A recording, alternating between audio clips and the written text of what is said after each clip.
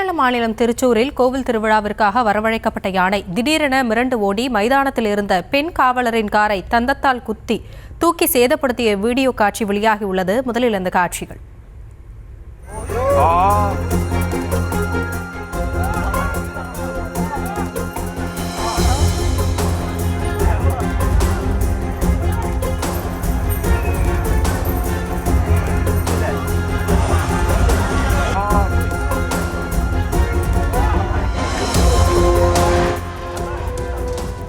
இது குறித்த விவரங்களோடு இணைகிறார் நம்முடைய செய்தியாளர் சதா. முழு விவரங்கள்.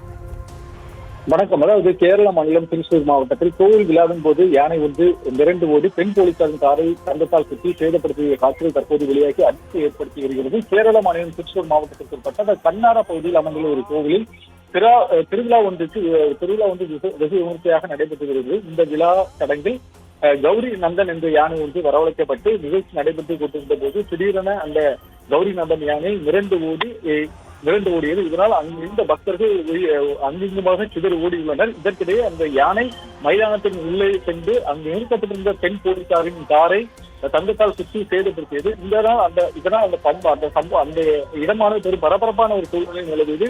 இது குறித்து உடனடியாக வனத்துறையினருக்கு தகவல் தெரிவிக்கப்பட்டதன் போது சம்பவ இடத்திற்கு வனத்துறையினர் வந்தடைந்து நீண்ட நேர போராட்டத்துக்கு பிறகு அந்த வனத்துறையின் உதவியால் அந்த யானையானது சகதி நிலைக்கு கொண்டு வந்தனர். மேலும் கோவில் திருவிழாவுக்காக வரவழைக்கப்பட்ட யானை திடீரென மிரண்டு ஓடி மைதானத்திற்குள் புகுந்து பெண் போலீசாரின் காரை சேதப்படுத்திய சம்பவம் அந்த பகுதியில் பெரும் பரபரப்பை ஏற்படுத்தியுள்ளது. விவரங்களுக்கு நன்றி சதா.